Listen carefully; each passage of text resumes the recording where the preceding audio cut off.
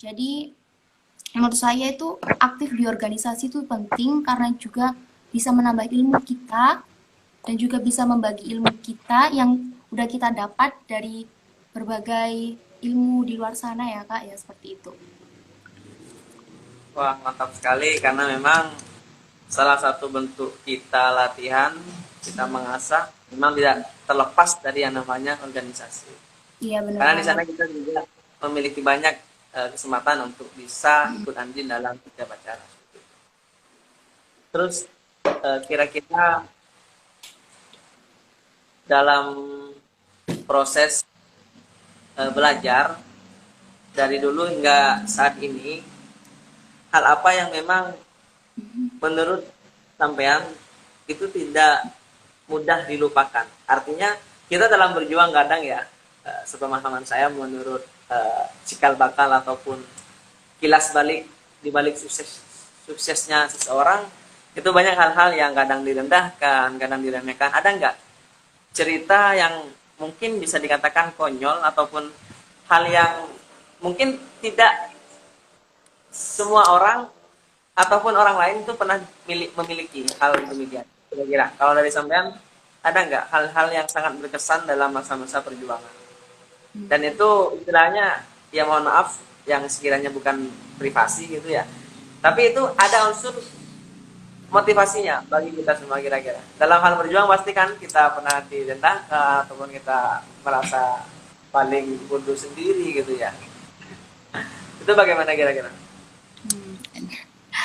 Oke, kalau hal yang konyol tuh banyak banget yang bikin saya sampai malu dan akhirnya saya tuh bangkit dan untuk mempelajari lebih baik. Yang terutama itu di model. Jadi saya tuh pernah latihan bersama coach saya, tapi pas waktu itu kita cuma bertiga aja, cuma bertiga. Ada dua yang diajari dan satu coach gitu. Nah, pada saat itu saya pertama kali belajar catwalk ya, Kak ya. Pertama kali belajar catwalk dan itu mereka kalau saya berpandangan dulu itu catwalk tuh ya udahlah jalan aja gitu kan. Tapi kalau kita belajar dan belum pernah belajar pada waktu itu sangat sulit dan memakai heels yang sangat tinggi ya 15 cm itu pada saat itu saya tuh kesleo kayak kesleo ya apa ya kayak klingsi gitu loh apa bahasa Indonesia ya kayak nggak seimbang badan saya nggak seimbang dan jatuh itu kan sangat memalukan dilihat orang-orang gitu kan. Nah Itu pada pas saat hari H apa masih gladi bersih?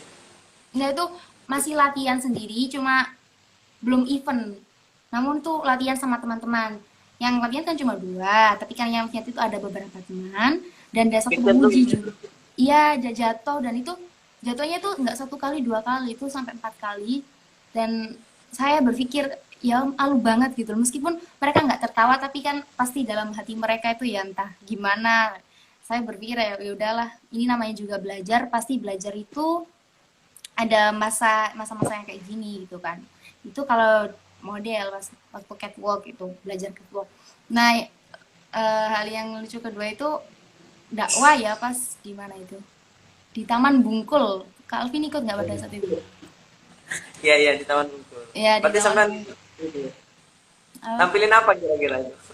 di Taman Bungkul itu apa ya Ya dakwah tentang pasti ini dakwah tentang bagaimana cara kita menyiarkan keislaman. Kira-kira judulnya apa tuh?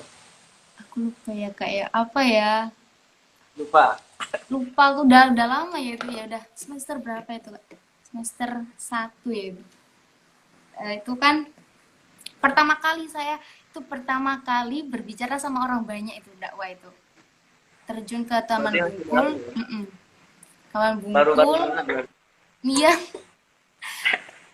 terus Tapi melihat dari hasil sudah, masya Allah, sudah subhanallah gitu ya. Artinya baru terjun sejak masuk kampus dan gabung di beberapa organisasi, katakanlah baru berbenah ketika udah menjadi mahasiswa. Dan alhamdulillah sekarang masih semester muda ya, semester 4 dan alhamdulillah banyak progres yang bisa dinamakan hal itu merupakan bagian dari prestasi sampean. Terus Iya. gimana ya? Pertama kali di Taman Bungkul memang ketika itu di diomen ya dakwah Iya. satu-satu dan Dan merupakan kali pertama bagi sampean hmm, saat berbicara di depan umum. Itu bagaimana? ya bagi saya tuh bener-bener kalau dibilang memalukan ya iya, karena saya nggak pernah seperti itu ya, harus berdakwah di kerumunan dan mereka harus menerima dakwah saya, maksudnya harus mendengarkan gitu kan. Dan itu ya Allah, harus siap, bener-bener harus siap mental itu. Ya untungnya mereka juga senyum-senyum gitu kan, meskipun yang di sebelah sana itu ada yang nertawain gitu. Tetapi kan itu merupakan sebuah perjuangan untuk berkebaikan dan juga mengasah potensi bagi saya gitu kak. Kalau menurut saya sih ya, itu sendiri. Tapi ya memang sesuatu itu kadang kalau sudah membuat kita terdorong dan Hmm. kita bisa menjadi lebih baik, di balik itu semua kadang kita geli, kita merasa Hmm. lucu sendiri, ngakak sendiri saat mengingat kekonyolan kita saat kita berada di zona-zona perjuangan, zona-zona dalam berbenah dan memperbaiki diri. Seperti itu. Tapi alhamdulillah kira-kira yang juga mengantarkan sampean saat menjadi finalis hijab itu ya atau yang di Lamongan itu sudah menampilkan dakwahnya. Berarti dakwahnya itu sudah ada perubahan yang sangat signifikan berarti ya, tentunya. Iya. Karena kita di Taman Bungkul yang memang tempatnya orang kencan, tempat orang ngumpul, musyawarah, kadang olahraga di sana, tapi kita di sana malah Malah ada. memang konsepan dari senior-senior sesepuh tidak terlepas dari kepengurusan sekarang ada Lulu Ita Rosita dan yang lain yang sangat luar biasa karena memang ya dari dulu barokah kiai yang sudah mendirikan Wah, Ikatan Poli-Poli Mahasiswa. Terus kalau dari sampean sebenarnya dalam perjuangan kita merasakan gagal puluhan, ratusan, bahkan ribuan kali itu bagaimana menanggapi hal tersebut karena memang sampean ya pernah berjuang, pernah down juga, pernah merasakan konyol diri ini tuh kok kayak gini gitu loh. Itu bagaimana kira-kira? kalau menurut saya itu semua itu kan tergantung niat ya kak ya, tergantung niat. Terus usaha kita juga bagaimana. Kalau kita memang nggak ditakdirkan Allah itu apa yang mendapatkan hal itu, berarti bukan belum rezeki kita gitu, masih belum rezeki kita. Tapi kalau saya usaha-usaha dulu lah, kalau masih bisa usaha ya udah usaha dulu, berjuang keras dulu. Kalau memang udah mentok sampai situ ya udah, dan kalau saya udah dapetin ini ya udah gitu. Maksud saya gini, berjuang dulu, hasilnya tuh nanti gitu kan ya kak ya. Hasilnya tuh nanti, pokoknya kita tuh berjuang sebaik mungkin, apa yang bisa kita asah ya udah kita asah, apa yang bisa kita lakukan ya udah kita lakukan semaksimal mungkin, seperti itu. Jadi semua itu tergantung dengan niat kita, kalau kita mau mendapatkan sesuatu yang kita impikan, seperti itu. Oke, jadi saya ulas bahwa semuanya tergantung sama niat gitu ya. Mungkin Hmm. tidak terlepas Hmm. segala sesuatu itu tergantung sama niat kita. Kalau niat kita baik, insya Allah hasilnya juga baik. Bener banget. Dan selama mengembangkan potensi juga, kita tahu bahwa setiap orang itu memiliki cara tersendiri untuk Hmm. bisa belajar, mengembangkan, bahkan mengasah potensinya. Kalau dari sampean sendiri, ada nggak yang bisa disaringkan? Kalau saya tuh seperti ini. Kalau saat belajar untuk mengembangkan potensi, kalau saya tuh tipsnya seperti ini, yang kiranya bisa dibagikan kepada audiens maupun kepada publik seperti itu. Istilahnya belajar versi Salisan Laila itu bagaimana sih sehingga sedikit banyak kita menyabet beberapa prestasi. dan bisa berkontribusi ke beberapa tempat. Bisa dijelaskan, saya pengen tahu juga dong yang Nah, sekiranya ilmu ini bisa saya amalkan kepada diri saya dan juga kepada orang lain. oke. Mengembangkan potensi si Salisa itu bagaimana? Oke. Ya, permisi dulu ya, ditanya sama yang orang lebih hebat dari saya ini. Saya apa hanya sekedar dan hanya sekedar berikut. Oke. Gimana? Kalau bagi saya itu mengembangkan potensi itu kan harus, kalau bagi saya ya kak ya, harus ada Iya, pembimbing. Kalau saya sendiri itu harus ada pembimbing. Kalau harus ada biasanya orang pembimbing. kan, kalau biasanya orang kan itu otodidak, udah bisa. Tapi kalau saya itu merasa kurang deh, kurang menurut saya itu kurang bagi saya. Jadi saya belajar public speaking, saya belajar dakwah, saya belajar model catwalk itu harus ada pembimbing. Karena apa? Karena saya itu mencari orang yang berpengalaman ya, berpengalaman dalam bidang tersebut sehingga dapat membawa saya itu juga mencapai target yang saya inginkan gitu. Contohnya saya belajar public speaking sama Kak Alvin ini. Yang dulunya saya nggak tahu tentang public speaking itu apa, bagaimana belajarnya tuh nggak tahu sama sekali kan. Ya masih ingat nggak Kak kalau saya sebelum grand final ya itu belajar kan sama Kak Alvin kan ya? Kenapa? Yang sebelum saya grand final ya itu kan harus belajar public speaking sama samain juga kan ya waktu itu ya. Iya, Itu pernah eh, itu kan salah ada satu, sedikit. itu salah satu poin penting bagi saya kalau saya mau melakukan sesuatu yang pada hari itu penting, saya juga harus belajar dengan orang yang penting. Maksudnya saya harus belajar orang yang benar-benar pengalaman di bidang itu. Ya salah satunya Kak Alvin ini gitu. Terus catwalk itu juga saya harus belajar dengan siapa nih biar saya tuh bisa catwalk dan saya bisa tuh capai target saya gitu. Dan akhirnya saya menemukan salah satu orang yang benar-benar bisa mengajari saya di catwalk dan bisa hingga detik ini saya melakukan catwalk. Ya meskipun belum maksimal, namun setidaknya kita sudah mempunyai ilmu gitu. Iya, Saya pendamping itu penting gitu kak untuk kita belajar. iya. Jadi intinya barusan yang telah dipaparkan, apapun yang kita pelajari, kita harus punya mentor ataupun pembimbing yang sekiranya dia itu lebih mumpuni daripada kita. Bener. Karena ada juga yang mengatakan bahwa belajar tanpa guru itu nanti malah menjadi sesuatu yang tidak baik. Bahkan ada yang bilang sesat. Iya, bener Iya. banget. Tapi sekarang sepertinya udah tidak belajar. Bahkan kalau sekarang saya tetap mengajar gitu ya. Apa kak? Gimana gimana? Ya kalau kalau sekarang konteksnya sudah beda. Dulu Salisa kalau mau ke sana kemari itu harus ada pembimbing ataupun ada orang yang mengajari. Tapi kalau sekarang sepertinya Salisa yang harus mengajar orang biar orang itu bisa ikut kompetisi maupun ikut perlombaan. Nggak gitu juga sih, ndak. Masih harus belajar banyak. Kalau mengajari orang kan juga harus punya ilmu yang mumpuni Iya, juga. Iya, alhamdulillah lah kalau bisa sharing ilmu sedikit yang saya dapatkan dari Calvin juga salah satunya. Gitu kan.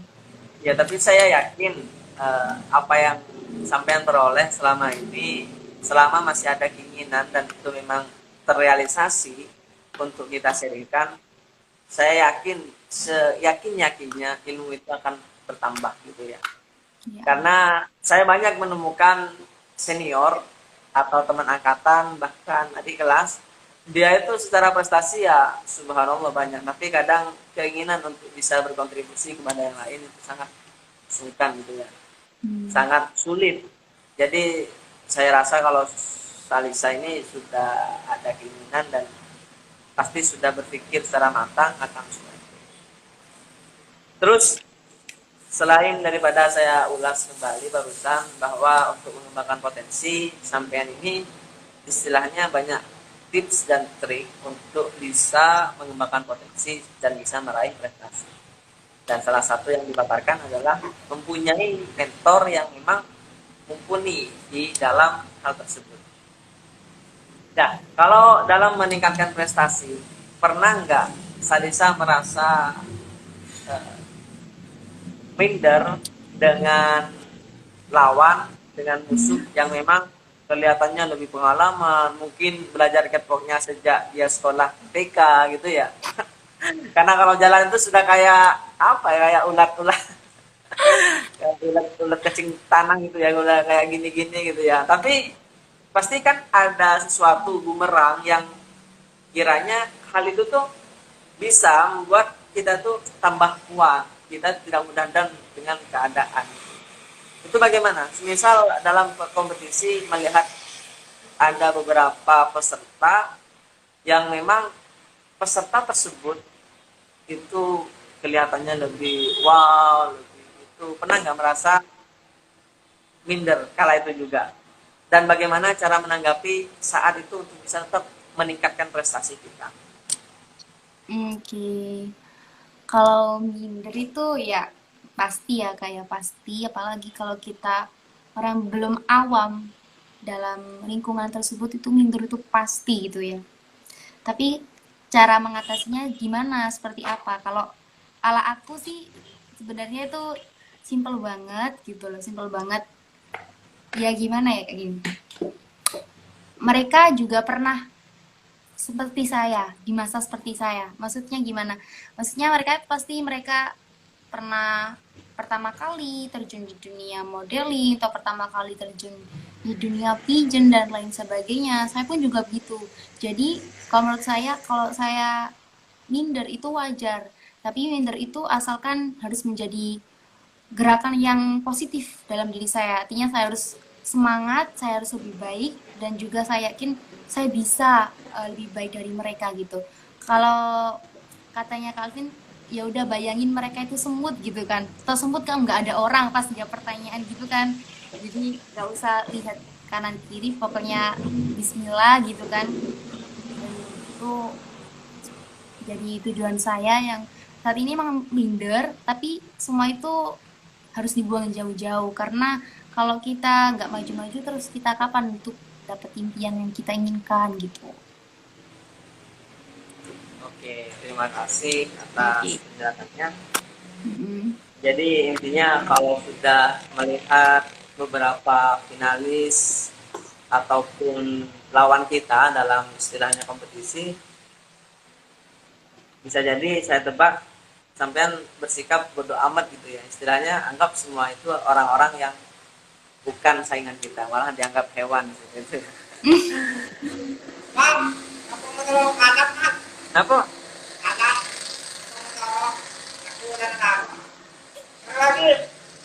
Ya, jadi sebentar lagi dipersilahkan untuk audiens yang sekiranya ada hal yang mau ditanyakan, karena sebentar lagi nanti akan ada sharing biar ada hal yang komunikatif dan lebih bersifat kedua arah dalam pada sore kali ini. Terus sekali lagi saya ingin tanya, dalam menjadi seorang model itu yang membuat saya itu merasa senang, atau dengan kedudukan yang sekarang ini, saya tidak membahas apa yang tidak disuka, tapi yang membuat sampean senang ini apa yang sekiranya itu juga menjadi pemahaman bagi orang atau bisa memberikan statement biar orang-orang yang beranggapan kurang baik dan lain sebagainya dengan apa yang saya pilih itu bisa sedikit dicerahkan seperti itu. Kira-kira bagaimana? Hal yang membuat saya senang itu sekiranya model itu membawa dampak yang banyak, tentunya Hmm? positif ya. Positif diantaranya itu bagaimana cara kita dalam berbicara, terus bagaimana cara kita membawa diri kita. Artinya kita itu nggak menunjukkan hanya dalam segi luar saja, kayak misalnya model tuh harus cantik, model tuh harus gini, enggak, sebenarnya tuh enggak. Tapi bagaimana cara kita